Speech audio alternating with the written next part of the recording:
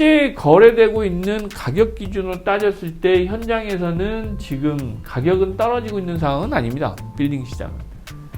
그냥 관망세라고 보시면 돼요. 힘겨루게 하고 있는 그런 시장이고요. 매수자 우위 시장일 것 같지 않아요.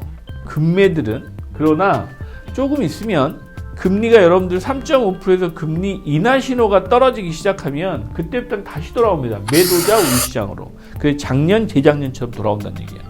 이 매도자 우위 시장의 특징이 뭐냐? 사러 가면 가격을 올려요. 그래서 또 가격 협상도 안 됩니다. 근데 지금은 그나마 얘기라도 해볼 수 있죠. 그런 시장입니다.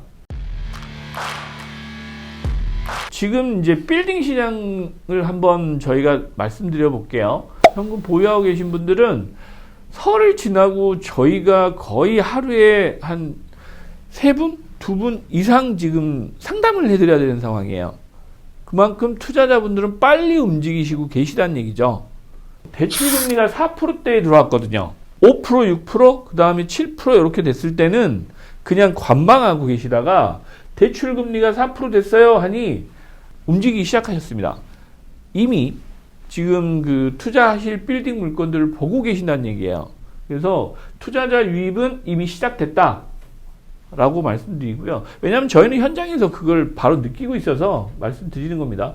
그리고 또 하나는 대출 규제가 주택도 다 풀렸잖아요. 그런데 지금 현재 빌딩 시장 이 대출은 그렇게 원활하진 않습니다. 왜냐하면 금액이 크기 때문에 그래요.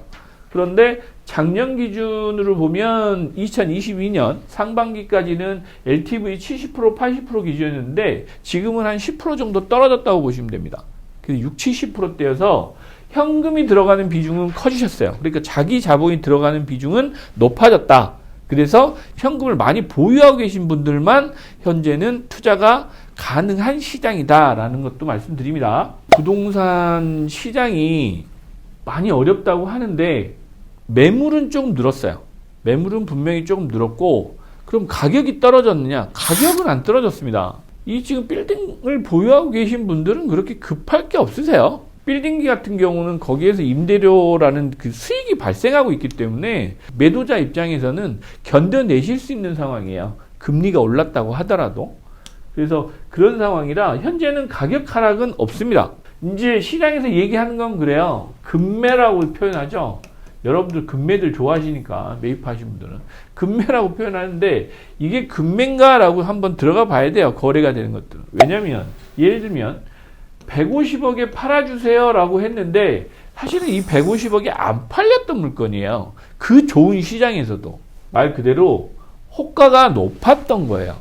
근데 이분이 갑자기 마음을 바뀌셔서 120억에 팔아주세요. 이거 금매예요 라고 이제 말씀하시는 분들이 있어요. 이거 금매 아닙니다. 진짜 시장 가격보다 낮아야 금매인 거죠. 내가 생각하기에 낮은 가격이지 시장은 그렇게 안 받아주는 거거든요. 왜? 이거는 주변에 평당 예를 들어서 평당 1억에 팔리고 있는데 이분 혼자 1억 5천을 불렀어요. 그럼 여기서 50%가 비싼데 이게 팔리겠냐고요. 안 팔리죠. 실제 거래되고 있는 가격 기준으로 따졌을 때 현장에서는 지금 가격은 떨어지고 있는 상황은 아닙니다. 빌딩 시장은. 그냥 관망세라고 보시면 돼요. 힘겨루게 하고 있는 그런 시장이고요. 매수자 우위 시장일 것 같지 않아요. 금매들은. 그러나 조금 있으면 금리가 여러분들 3.5%에서 금리 인하 신호가 떨어지기 시작하면 그때부터 다시 돌아옵니다. 매도자 우위 시장으로. 그게 작년, 재작년처럼 돌아온다는 얘기예요. 이 매도자 우위 시장의 특징이 뭐냐? 사러 가면 가격을 올려요. 그래서 또 가격 협상도 안 됩니다. 근데 지금은 그나마 얘기라도 해볼 수 있죠. 그런 시장입니다.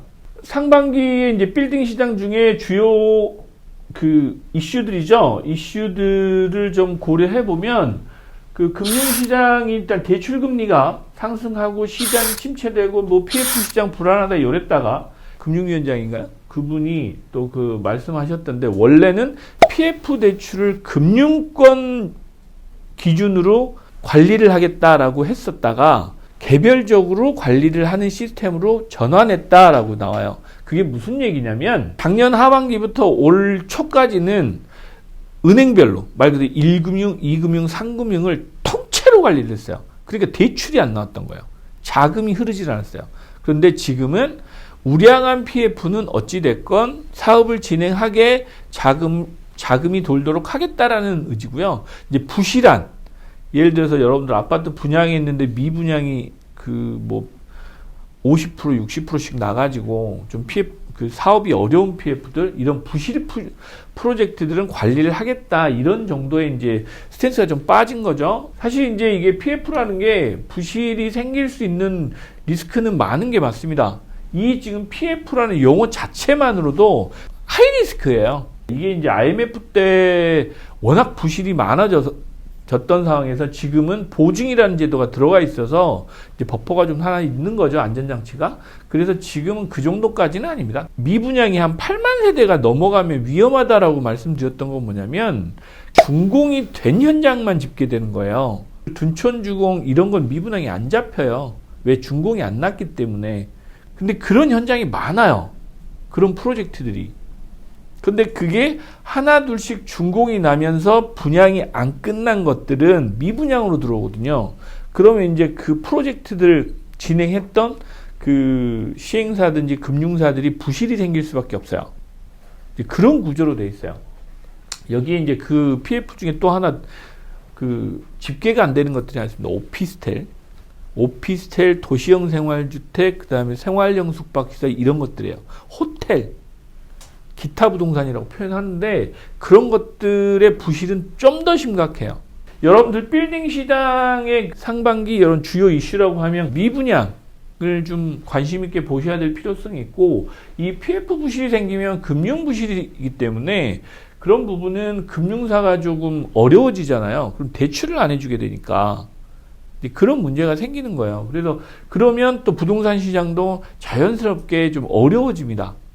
현재 상황을 보면 주택시장 투자 매력도는 조금 떨어지는 거예요. 주택시장 같은 경우는 PF 부실이나 이런 문제가 생기면 미분양이 많이 생기고 하니까, 그 다음에 이제 대체 상품이죠. 오피스텔 같은 게 많이 생겼다고 하면 주택시장 투자 매력도는 상대적으로 빌딩 투자 매력도에 비해서 떨어지고 있다. 단기간에 여러분들 지금 많이 떨어졌잖아요. 주택 같은 경우는 단기 투자 상품처럼 한 2, 3년짜리 투자해서 그 시세 차익 내고 나오기는 지금 타이밍인 건 맞고요. 장기적으로 여러분들이 10년, 20년을 보고 재건축이나 이런 그 장기적으로 음모아파트 이런 데 투자하시잖아요. 지금부터 한 10년 이상 걸려야 되는 프로젝트들에 투자한다는 게 그만큼 투자 매력도가 없어요, 장기적으로 보면. 빌딩 시장은 또 반대예요. 정반대입니다. 그러나 이 투자 매력도도 사실은 서울이나 이런 역세권에 한정돼서 말씀드리는 겁니다. 지방의 빌딩 투자 매력도는 상대적으로 더 떨어집니다. 주택보다 더 떨어질 거예요. 특히 서울의 빌딩 시장 투자 매력도는 점점 더 올라가고 있다라고 판단하시면 돼요. 그건 수익률하고 상관없는 부분이에요. 그래서 이제 그런 쪽에서 여러분들이 투자의 그 기준을 좀 설정하셔서 장기적으로는 조금 투자의 방향을 좀 어느 쪽으로 갈지 고민을 좀 해보시는 게 맞는 것 같습니다. 네, 오늘 여기까지 말씀드리겠습니다. 감사합니다.